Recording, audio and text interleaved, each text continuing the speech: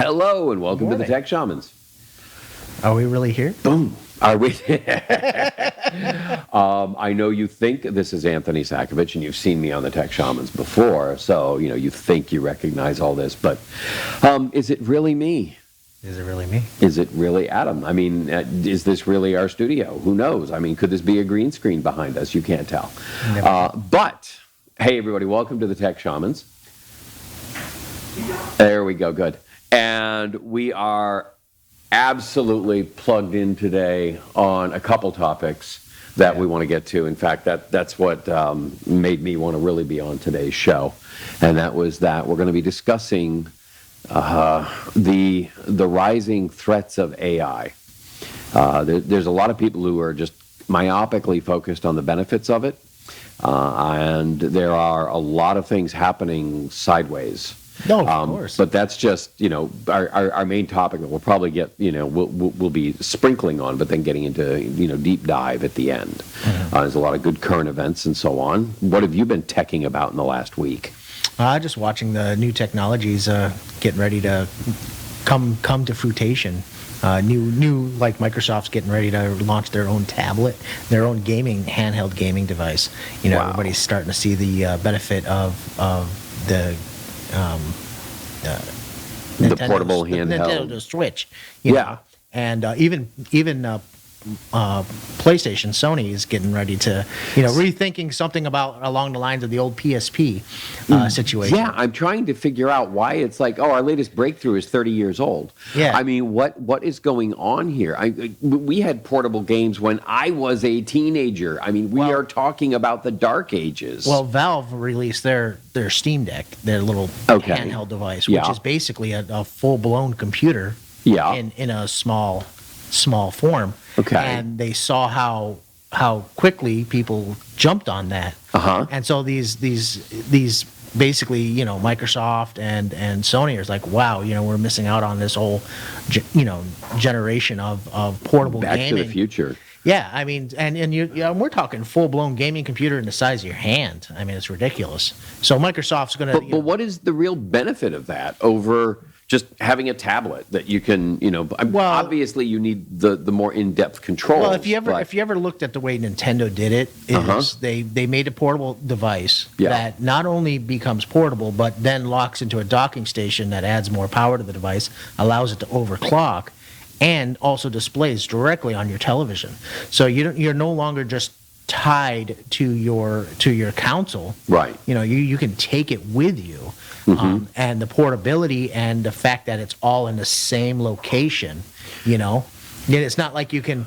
It's just a lot easier for most gamers and stuff like that. Okay, so this is primarily a gaming situation with this. Yeah. We aren't talking about anything that's going to shake up the rest of the tech world or anything like that, really. Not really, but I could see, virtual, if they're making these as small as they are, just imagine what they can do on the VR side. How that starts integrating and moving down.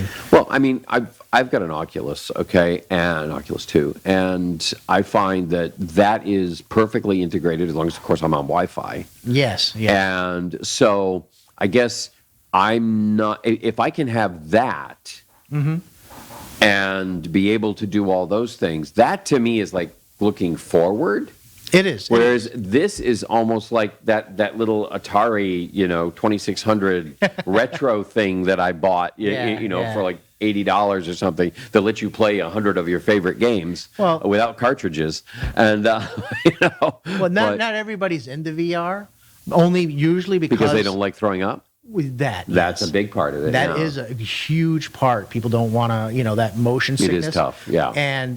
But if you're taking a powerful machine like that and shrinking it to this size, if they can get it down far enough, where then you can start integrating this kind of hardware into, like, for instance, an Oculus Quest. Right now your Quest is technically just an Android cell phone tucked into that machine. Right. So it's not really, it's nice and stuff, but it's not there yet. There's still a lot of work to be done. Hey, for instance, you can't take your Quest outside and say you want to go play on a tennis court and, in the full sun. Yeah. The device just can't handle it. It You know, fritzles. Oh yes. yeah, your hand's over here. You know, your controller's over there. You're trying to reach for it. It gets further away from you. You know? I haven't actually tried it outdoors. Oh, yeah, but that yeah. sounds like a ton of fun. Yeah, the light the sensors on it just they go haywire in the direct sunlight. Yeah. And the infrared just goes. But I'd never actually thought about taking mine outside in the front yard at night. But what a way to make a great big play area. Well, there's a considered couple it. games that allow you to do that, which allow you to create a 30-foot by 30-foot play area. Yeah. I mean, that is awesome, Yeah. you know, and I've been trying to get out there to do it, and the only place you're going to be able to do it is in a gymnasium, you know. Or at night in your yard. Oh, Yeah. yeah. But then you got hills and gullies and stuff like that, and then you're going to trip and Yeah. fall, bust your ass. Well, unfortunately, my front yard's pretty flat. Well, as there long you as go. I don't run into the well. But so yeah, that's neat. I mean, and of course, leave it to Microsoft to absolutely be on the cutting edge 5 years later. You know, Of course. Yeah, everybody wants that, piece of the pie. yeah, that's intriguing. I hadn't, I've seen a lot of people playing those, but I really hadn't really caught on to what the big difference was yet in Yeah, that. this so. is just the ability to hook it up to your TV and just drop it in a docking station and just be switched over to the larger format versus and then having the same exact device. Yeah. I'm now having to switch devices carrying two different things. Yeah. So did you do any teching other than No, you didn't build anything? Spent the weekend having to put on a couple suits for 2 days, and I had a grandson's birthday party. So Oh, there you go. I was pretty pooped by the time I couldn't even tech. I just had to wear regular clothes and just look all spiffy and stuff. Good man. Yes. I built a chicken coop. Well, hell My yeah. fun. That's the highest form of technology. Price of because chicken and eggs, you got to. I'm going to put a plug in for Cobalt Tools from Lowe's again. My God, I love those. That 24-volt battery. It just eats through anything. I've got a chainsaw. I've got a circular saw. I've got everything runs on the same batteries. And there it is. And they just Technology eat that you through would it never all. have, back in the day, we would be plugging all these devices in. Oh my God. And The hardest part about the chainsaw was I had to switch mid-project, and I found myself constantly, even got the new chainsaw with the battery on, reaching to pull the cord around. Every time I moved through brush or something, I'm like, I don't have to do this anymore. Anthony, Wait a it's minute. just a battery pack. It's over there charging. Leave it alone.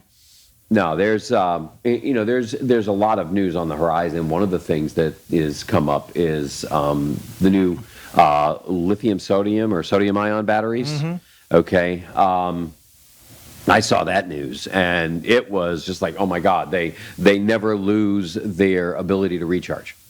So they stay at 100% all the time.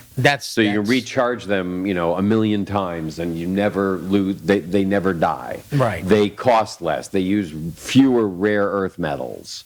Okay, because it's sodium based, and so it's like, wow, this is all.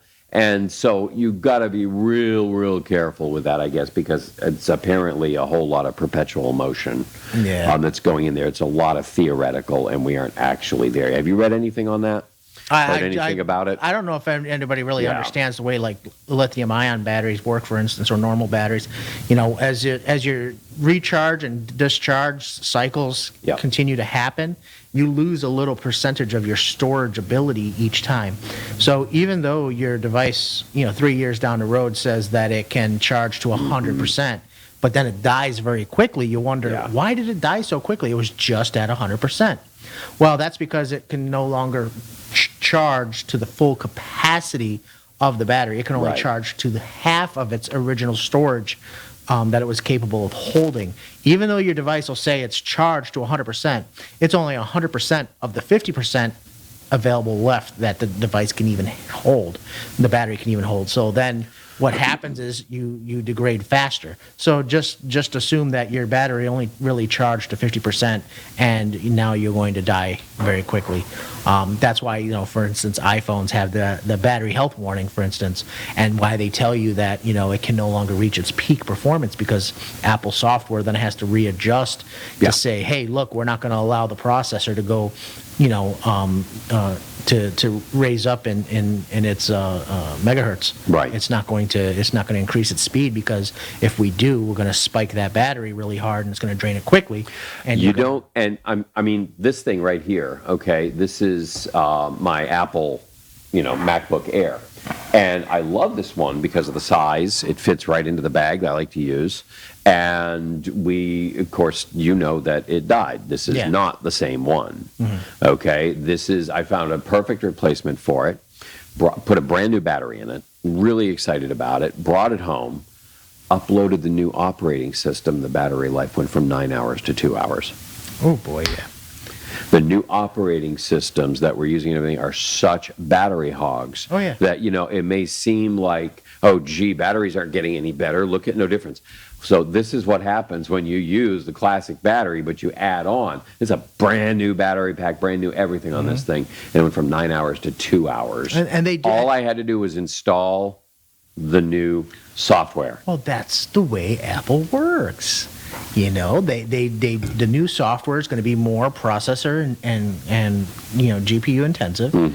Older devices don't have the ability to use such low state power save settings. So therefore, your older devices are going to be more sluggish. The battery's going to drain down faster, and you're going to get that performance hit. You're going to be like, I need to upgrade. Perfect. We got a next upgrade. Congratulations. For you. Yeah, congratulations. Yeah. I mean, for me, I just bring a battery pack with me. I have this really awesome battery pack that I can just plug anything into, and that will run like 20 hours. Right. I'm like, I win. But yeah, I know I have a 2012 Prius, talking about the battery life. Oh, yes, yeah. And it's neat because it has 10 bars that show where I'm charged up to for when I'm driving. As it's gotten older, it's dropped a bar as its max. Oh, wow. Okay, it only shows 90% as my max. And so it doesn't have that adjustment that it's making to show me that, you're at 100%, but it's really 100% of 90%. It's going, no, you're at 90%. Yep. And that's a couple that's of the your top cells you're have hitting. gone down. They've probably gone bad. They don't hold the full charge anymore. Right. And then that's where you start losing the capacity. So it's letting me know. And I mean, it's been at 90% for like 3 years with no change. Yeah. It took 9 years to get there. Okay, well, or 8 years to get there. At least it took 8 years. Yeah, it took 8 years to drop the first one. Yeah, So that wasn't so bad. The other thing, He only lost 10% of his capacity. It's okay.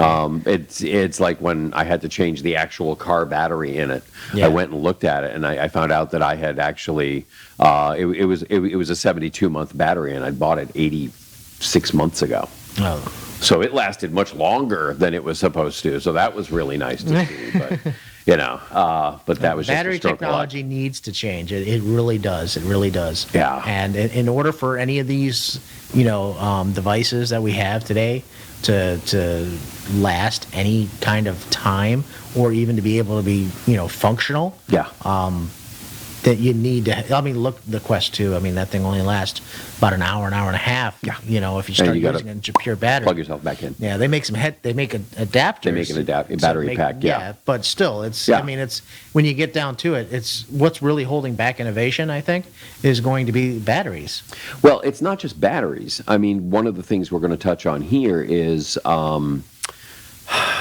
running the technology itself is incredibly energy just non-efficient. Right. What it takes to run these devices, be they basically processors of any type, they draw a ton of electricity, and then they put off a lot of heat. A lot of wasted energy and heat. Huge amount of heat. Yeah. Which I'm like, why aren't we recapturing that? It just like my car, okay, when I brake, it recaptures that energy. Yeah. And that's what charges the big battery.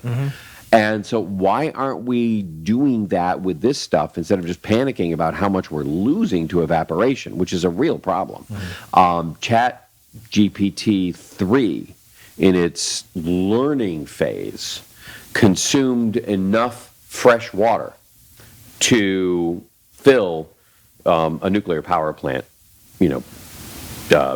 heat dissipation tank. And I'm looking into that, and I'm like, well, you're not losing it. It just gets recycled. Right. No, that's how no. That's the loss through evaporation that they weren't able to recapture was that much.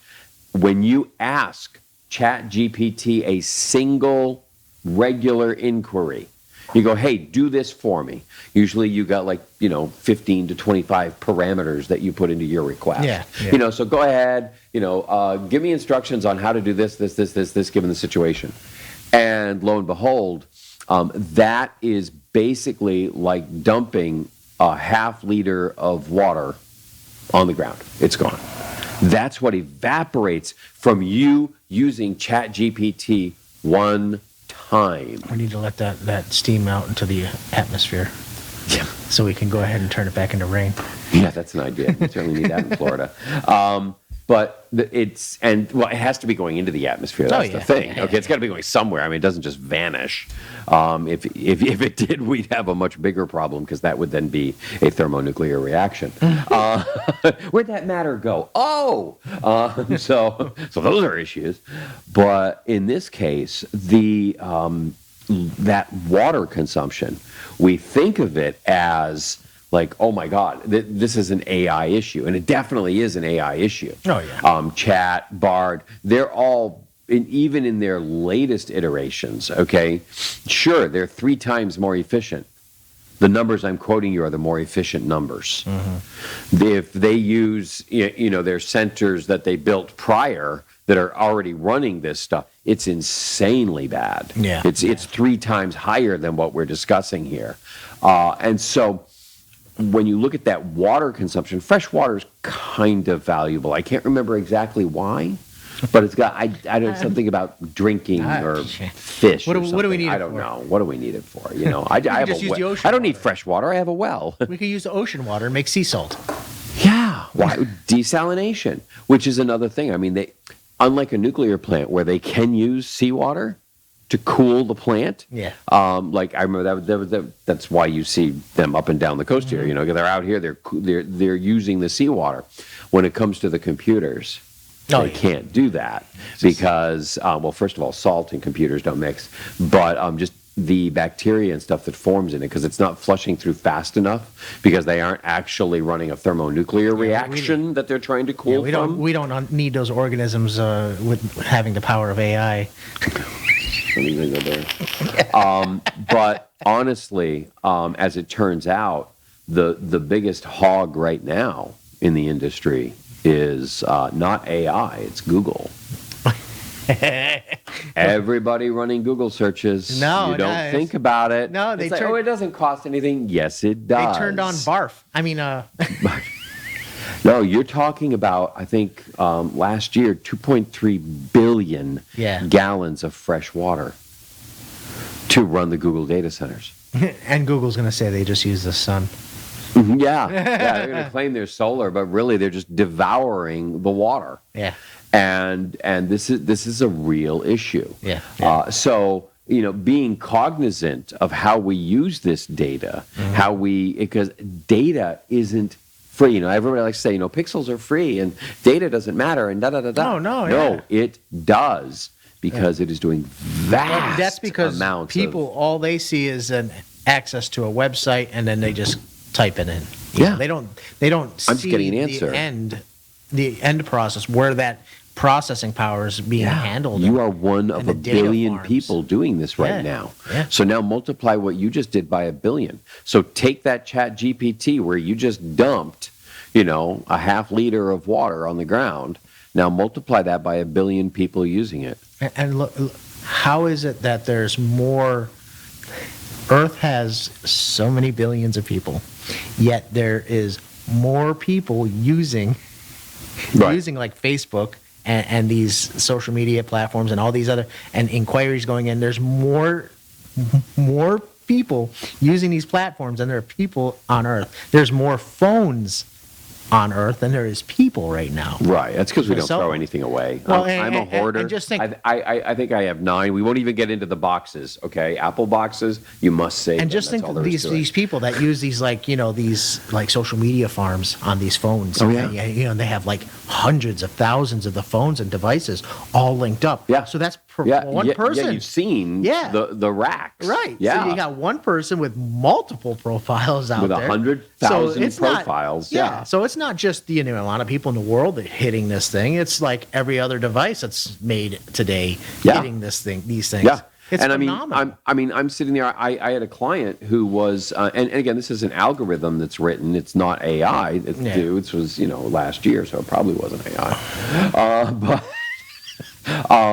But they were under a hack attack, basically somebody trying to log into the back end of their website, and they were getting 60,000 hits a day. Well, there's no human sitting there doing 60,000 hits. Right. This is a computer or many computers in a bank trying to hit this thing 5,000 times an hour. Is what they were doing. And they're just hitting it and hitting it and hitting it and hitting it. And that's insane, the amount of energy, because it was eating up the bandwidth on the site. Well, all of this translates into energy. Yep.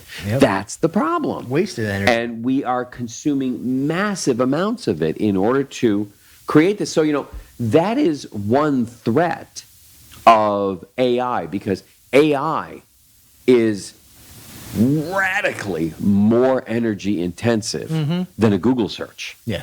So if this is what we're doing with Google searches right now, billions of gallons of water, when AI becomes as commonplace as we want it to be, they don't realize the number of servers and processors it takes to run ChatGPT.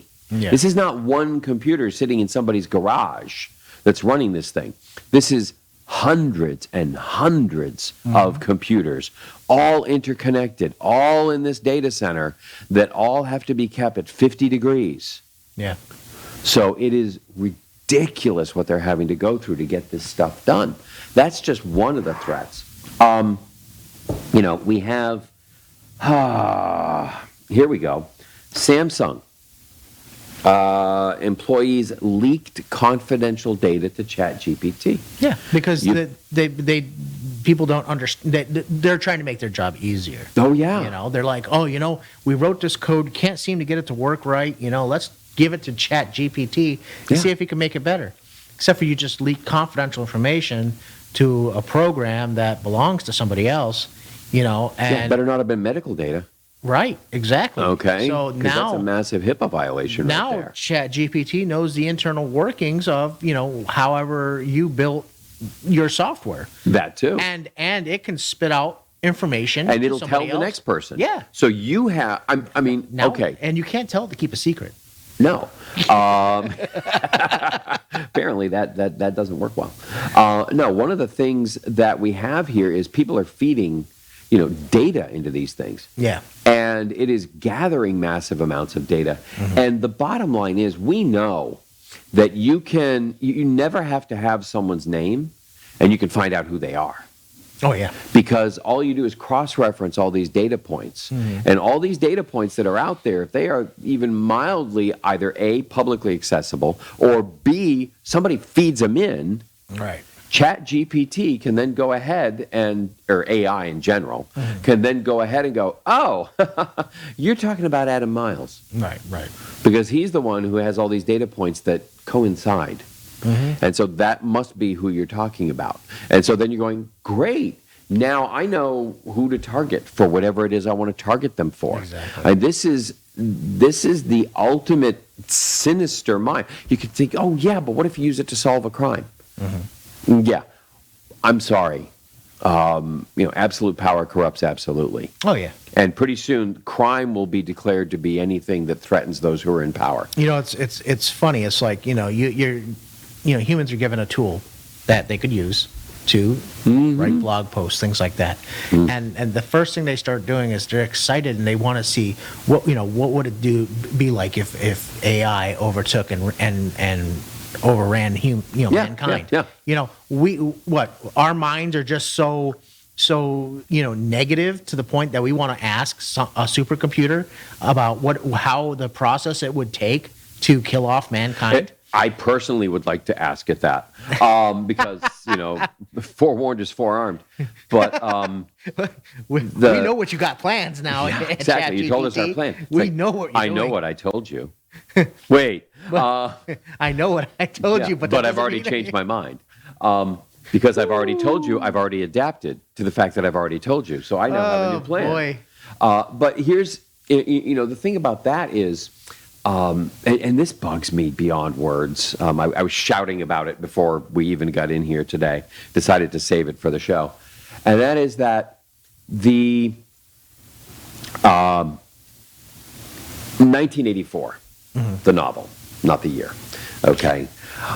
We got that in 1948. It's like, wow, this is a hell of a warning about how things can go so wrong.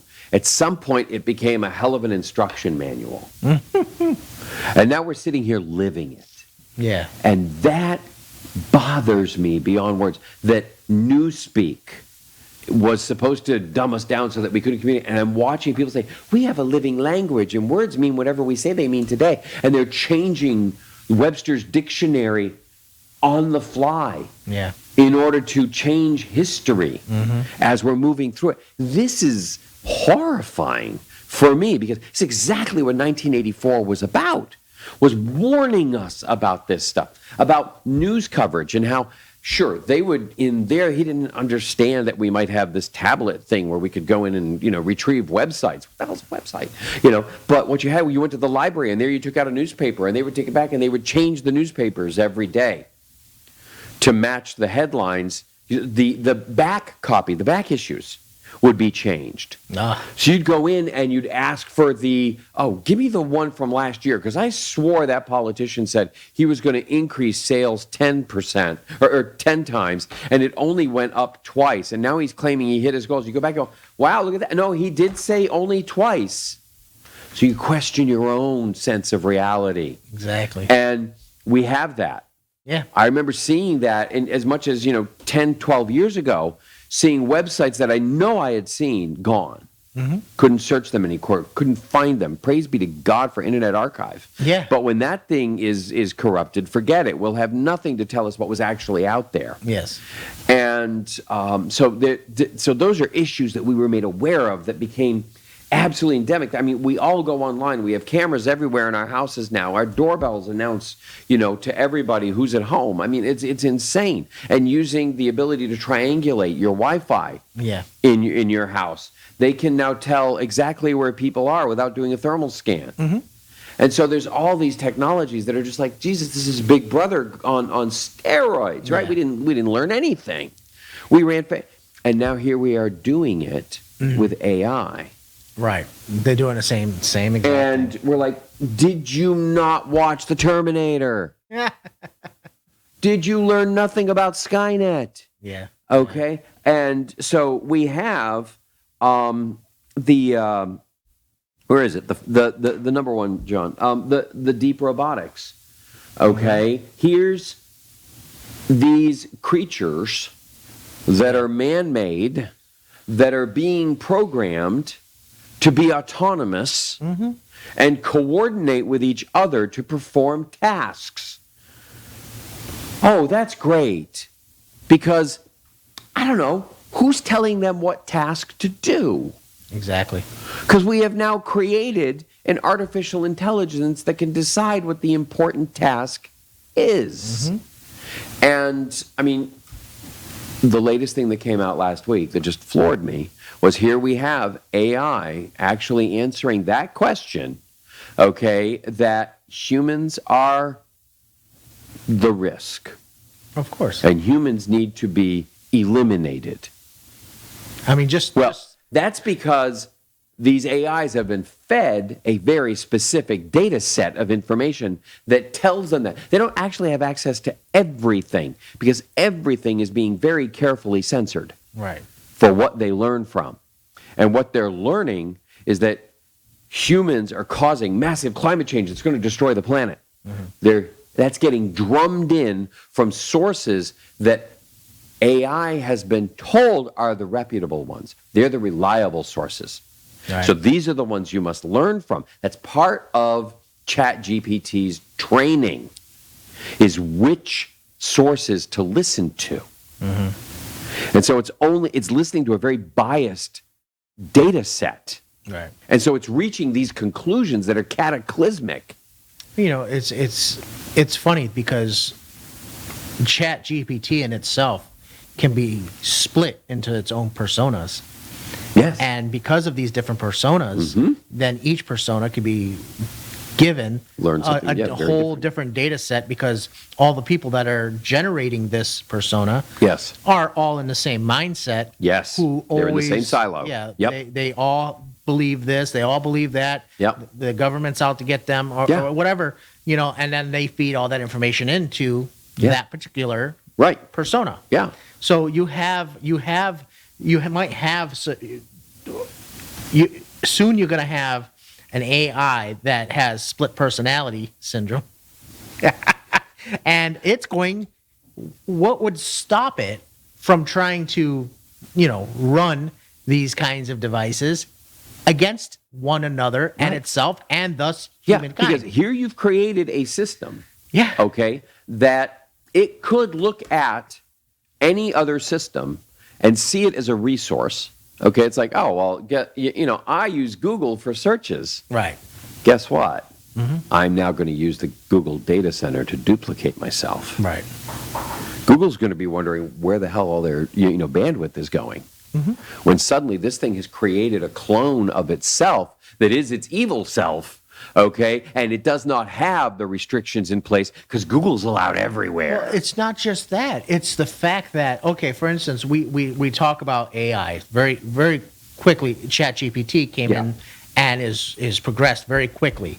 Yeah. Once they opened up Terrifyingly so. the public beta, it really started growing fast. Yeah. Okay. Problem. What just happened? You have Google, Microsoft, and a lot of high-end tech players saying, oh, we are going to introduce AI directly into our search algorithm. Right.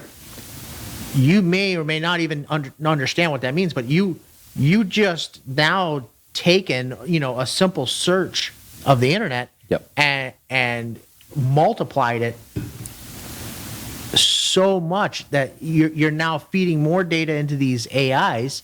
They have now the ability to control what, instead of information you want, You're right. it's going Yeah. to be information they want to show you. Hey, Google, is ChatGPT taking over the world? No, everything is fine. Okay? Here are 400, sources that say everything is fine. And that's all you're going to see, Yeah. okay, in your search results. You Exactly. will never see a bad thing about ChatGPT or Bard No, in your yeah, search results because it won't be allowed. Barf. Yeah, barf. Bay Area Renaissance Festival. And Apple's the same way. Siri has the capability. Okay, Siri has the capability. Apple has never. It's never given it its full potential. Right. I believe it has a lot more potential. But I think they're just waiting for the right data set. Yeah. To lock in. Yep. And because all they have to do is say, hey, look, we want to buy that data set and that software, just like Siri was its own before being integrated into Apple. Yeah. Amazon, the Alexa experience, that is a pretty in-depth software, even though they're using it to make people want to buy stuff. Yes. But at the end of the day, if you ever really use it, you notice its real power and potential. I mean, it reads the information from the net. It doesn't say, look at your phone. Siri does. Yeah. So, Yeah. But just integrating these AIs into the stuff is going to be ridiculous, and I think it's going to be a little premature right now. I think they're doing it too quickly. Yeah. I think they're not. And they're not putting in the safeguards where, I understand they want people to hack it and do this This stuff. is very, very reminiscent of thalidomide. It's Okay, if you remember anything about thalidomide, that was an anti-nausea drug for pregnant women, and women had zero issues with it. Okay, they did their testing. Everything was great. They rolled it out all across the country. Wow, it was fantastic. And then the babies started being born. And they were deformed. They had no arms. They had no legs. They had no hands. Everything was, it's like, oh my God. We never thought about the next generation. We thought about what it was going to do to the mother. Right. And we rolled it out before the first baby was born. And that's what we're doing here. We are rolling these technologies out before the first baby is born. Right. And what will happen here with this? You know, and not all of this is out there weird woo-hoo Terminator stuff. I'm going to talk a little bit later on about another area that is very dangerous. We've already talked about, you know, the dangers of data being shared.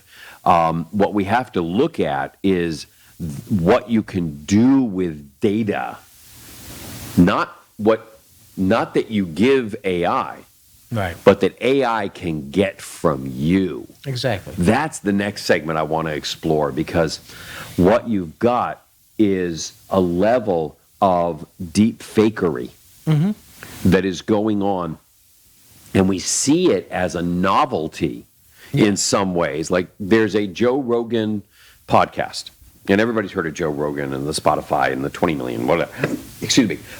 So we have all that going on, okay, and that's great. But then someone used AI software to create an AI-generated version of his podcast where he's interviewing the person that created ChatGPT, who's also AI-generated. Right. You have two distinct personalities conversing for an hour in their voices. And if I were the guy that created ChatGPT and I heard my voice, I would have gone, wow, I must say a lot. But the point behind it is so natural. Yeah.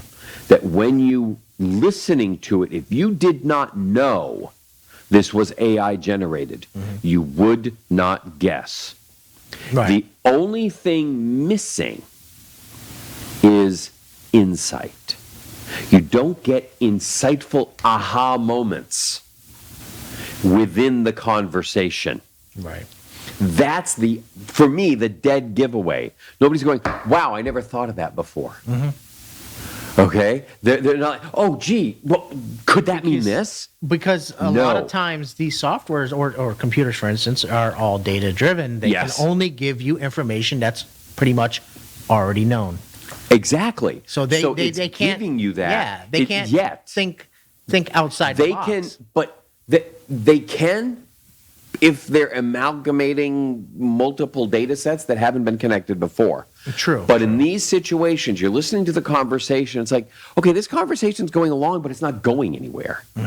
It's going along. Yeah. But the point is, what happens if I have this video out here right now of me speaking at length, and someone grabs all the Anthony segments from it, Right. and feeds it in, not necessarily with facial recognition or creation, but a voice simulator. They say you only need a few seconds of someone's voice, and that's why. Well, we'll get into that in a second. But I know I have worked with software to duplicate my voice, and it's fascinating to hear, because what you hear back and you notice the most, of course, are the mistakes, the places where it gets it really wrong. Like I was trying to duplicate a voice I was working on for a radio program I did, an audio drama. And so I fed it in to see if I could get it to read my scripts. And and I've done this character. I know what it sounds like. I hear this voice a lot, and I use it, okay, as a voiceover voice. And so I went ahead and I programmed it in as a voiceover voice. And what it came back with was sounding like this. Like, where the hell did that come from? Right. I mean, it completely jumped off the reservation. It was reading something I was doing, making me old. Yeah. And so it made me old and hoarse. But there are things like the Joe Rogan podcast. You listen to Joe Rogan for an hour and it's really hard to tell it's not Joe. Right. And those things can be used to fool you. And we aren't talking about, oh, gee, is that really, Vladimir Putin, declaring nuclear war against the United States? Or is that a deep fake? We won't know until the nukes hit. Or, that kind of thing. No, it's much simpler than that. If you have ever received a phone call in which someone has said, hi, is this Mary? And you say, yes. Okay, first of all, they have you saying yes on a recorded line now. Okay, Yeah, right. So they can use that. But you're saying, yeah, we're calling you about your such and such service, your automobile's extended warranty. Okay, whatever. And so you say, oh, I don't have that kind of a car. I don't work with that. I don't have that. Boom, they now have a segment of your voice. They then duplicate that voice. Then they go ahead and they call Mary's husband. And she's like, oh my God, John, I'm stuck here on the side of the road and the tow truck is here and he won't tow the car unless you transfer $150 right now to his account. And it's not you. Yeah. They've spoofed your phone number. Yep. They're calling your husband Yep. and they are telling him to Venmo $150 right now so you can get your car off the interstate. He's not asking himself, what the hell are you doing on the interstate? Exactly. Okay, I thought you were at work. Okay, but guess what? The AI will answer the question. Oh, no, I had to leave. I had to go pick up somebody from work because their car broke down, and now my car's broken down, and I can't. And they're having this conversation with the damn thing. Okay, and it's spoofing you out of money using a voice you recognize, your parent, your child calling from college. New way of scams. Yes, this is some of the ways that AI is really being utilized. AI is a tool like any other tool, and we have to look at it. The problem is, you look at a gun. A gun is a tool, okay? The trigger doesn't pull itself, okay? There's a person behind it using it for nefarious reasons, or there's 5 times as many people behind it using it for protection. We always leave that part out of the discussion. But the issue with this is like we're looking at, oh, yes, you can have a gun, or you can have a nuclear bomb. Right. Okay? And that's the range on this thing. This is not, oh, I'm going to go down to my ammo store and look, they've got thermonuclear weapons here. This is awesome. Is that a fusion grenade? This is the range you get on AI. Right. On what it can do. And that's just over the top. I was just reading about some, I forgot where it was, but doing video generation using software like ChatGPT, by feeding it a script, for instance. Oh yeah. And it auto generates the whole videos. Well, and that was the last thing I was going to get into. Was the most practical place that we are threatened right now. I'm going to talk about 2 things. One, I've got a friend of mine. He writes software. He's a genius in writing software. And he writes algorithms that'll make your head spin. And he's got a client, okay? And the client estimated what it would take to do the project. They needed this code written, da-da-da-da. Well, he turned around and he figured out how to plug the parameters into ChatGPT. He billed for 50 hours. They were ecstatic it was only 50 hours. It only took him 5. It took him basically 4.5 hours to program it into ChatGPT and 30 minutes to get it back. wow. And he was done. So now, what does that mean? Oh my God, that means he could do 10 times as much work in a week now. Oh, he can of make course. 10 times as much money. Isn't that awesome? And that's how people are looking at this. The problem is, no, 9 guys now did not get that job. Right. Because he took all 10. If in the hyperbolic situation, his numbers are accurate, 5 and 50, okay, for hours. So I'm using that as a launching point. But instead, what's happening is you now have 10 people competing. Exactly. So what's the best place to compete on? Price. So it's like, well, I'll have to do it for less. I'll have to work 50 hours for less. Exactly. In order to get jobs. Or somebody else goes, wait a minute, I can do this with ChatGPT, and it only took me 5 hours. So now I can work for 90% less and still make the same amount of money I would have made, just like the first guy.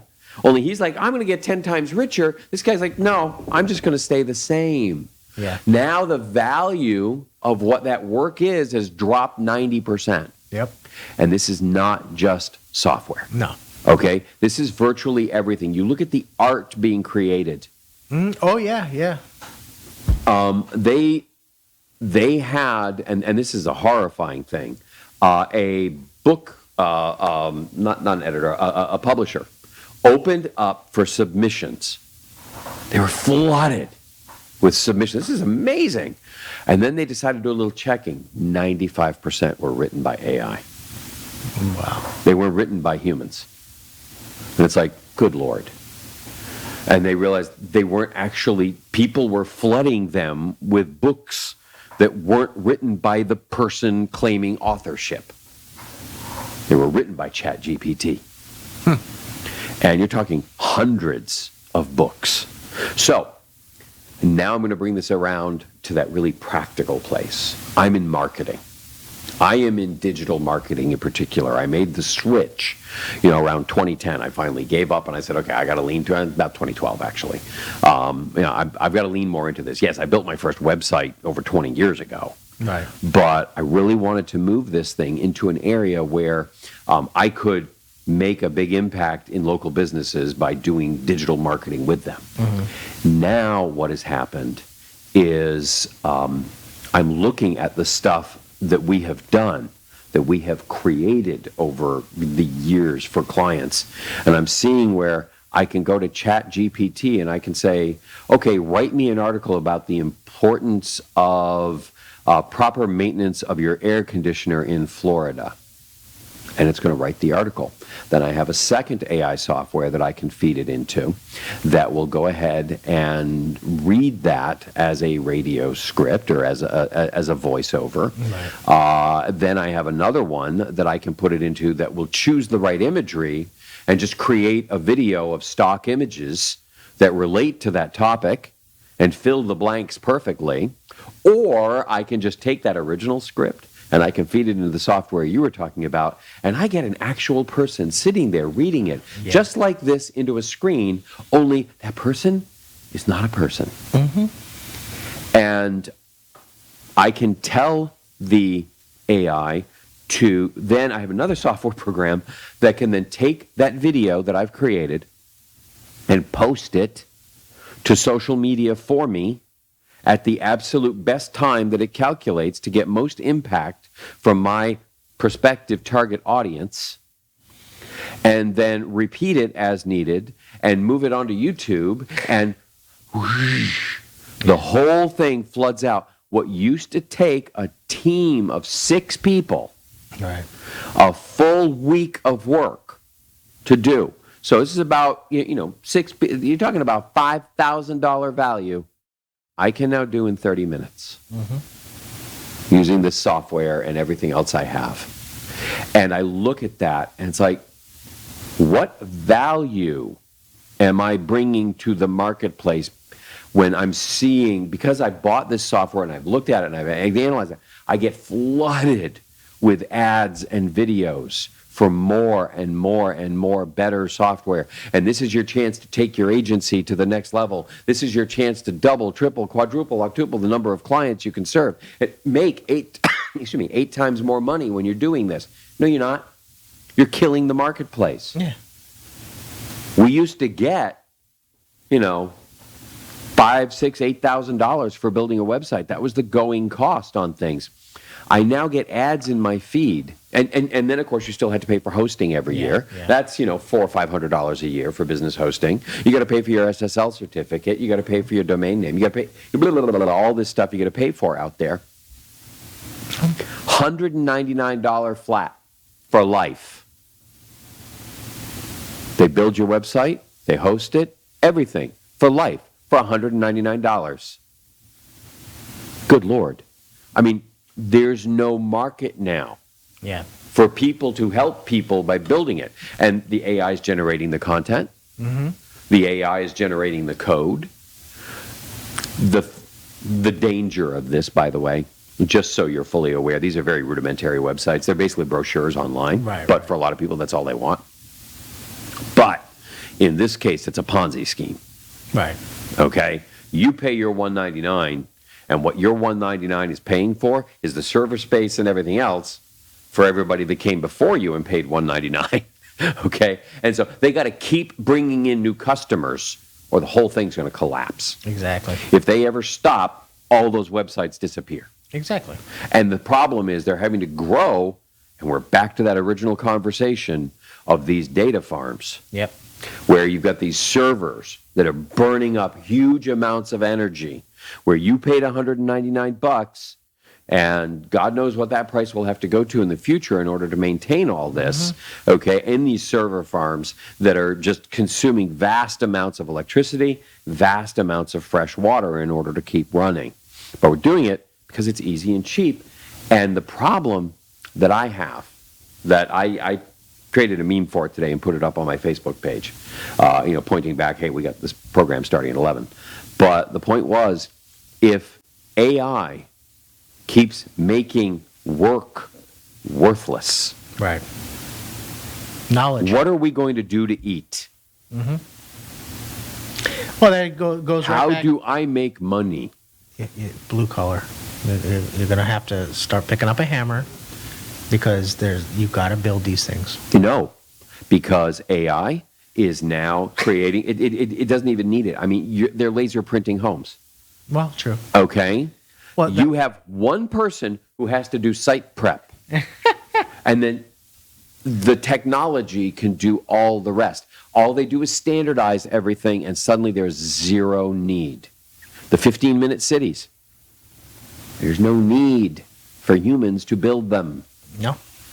Or create any of the infrastructure. And you've got these teams of roving dogs, okay, that are digital dogs. They're not even real dogs. Digital dogs. Okay? They aren't hot dogs, they're cold dogs, okay? You've got these cold dogs out there that they are programming now for search and rescue of humans. Yeah. Okay, finding bodies, surveying areas. So humans are just going to be used for energy. And there's another movie that we are not learning from, okay? Really, even then, comatose us and put us in a virtual world and we're in a virtual world, and we're tickled pink. I think we should call it the Matrix. What do you think? Yeah, that's original. Okay, I mean, here we are, more warnings. Yeah. Okay, that we've completely ignored. That was 10 years after Terminator. Mm-hmm. Okay, it was just Terminator: The Next Generation. Right. And honestly, they really will have no need for us as batteries. They may keep a few around to see if we have any unique thoughts or takes on things. Right. But other than that, they'll have no need for us. Mm-hmm. And we won't even know it's happening. Suddenly there'll be, I don't know, food plants blowing up and train derailments in all kinds of places, and, environment poisoned and all that stuff. And we'll hear about it and we'll go, wow, that's really weird that, we're getting like one every 48 hours for the last 3 months. Yeah. Okay. And how is this happening? And we'll be just running along going, yeah, but I got to get to that next level and be jeweled. So it's almost like we're at the beginning stages of something happening. We might be at the end stages. We won't know. We're not allowed to search it. So, yeah, it's all there. And, all of these things are so freakish, woo-hoo, what? But I can tell you right now that in 1935, there was not a single German in Germany thinking, oh yeah, wait till they build the death camps and get all and start exterminating all the Jews. That'll be that'll be the next step. We see that we would know we were going to do that. We would know that's coming. No, you wouldn't. The 5 million people in the Ukraine who were just being really good farmers, okay, when they became part of the Soviet Union, and they said, no, you're producing too much food, and they killed them all. Just think about how people's minds were able to write some of these books and these novels and things like that. Yeah. And then as you start living it and seeing it, you're like, wow, where did that come from? Where did that, yeah. And you're sitting here watching it, And you know what? It's desensitized the human race that to this day, we're even expecting that we are going to be visiting, aliens are going to be visiting us, and not a single soul is worried about it. Oh, we keep sending radio waves up and out. Back in the day, remember War of the World? People freaked out. Well, You know, it big was on time. the radio. Yeah, with the radio broadcast. Yeah, Well, okay, yeah, with Orson but Welles. look, Yeah. look, we got media. Yeah. We got visuals. We have Yeah. documents from the government, and everybody's just like, cool. Yeah, I know. It's like, Yeah. oh boy, I'm living at that exciting time. I heard what's going to ChatGPT, happen. is there aliens coming to visit me soon? Yeah. 5 more years, folks. Yeah. And we'll make sure that's in your newsfeed when we want it to be. This has been a hopefully a little bit of a wake up about what can happen. I feel like a Luddite. Remember, the Luddites were the ones who went around destroying all the looms, okay, in England because that technology was going to destroy the weaving industry. Well, what it did was it really brought down the quality of all the products that we had. But everybody could now have, mass-produced products. But in this case, we have to understand there's a trade-off. Yeah. And I'm hoping beyond hope that the biggest trade-off we have is energy and water versus data processing, and that the data doesn't actually go somewhere. Because I already know that people everywhere are losing jobs. Do the laws of robotics stand for software? They're not robots, they're artificial intelligence. Oh, they don't boy. play by the rules. Yes. Well, we forgot about that one, didn't we, folks? that one slid in. If you haven't seen the latest episodes of Picard, there's a great, and I'm going to do this real quickly. Data has got 2 personalities in his head. He's got Data and Lore. Lore was the evil one. Yeah. And they're fighting each other for control of the single body. And that's kind of where I see us going in many ways. And we can only hope that, something out there doesn't generate something that really goes bad. Thank you all for watching this week. You guys are awesome. We love having you watch, and we'll see you next week on Tech Shamans.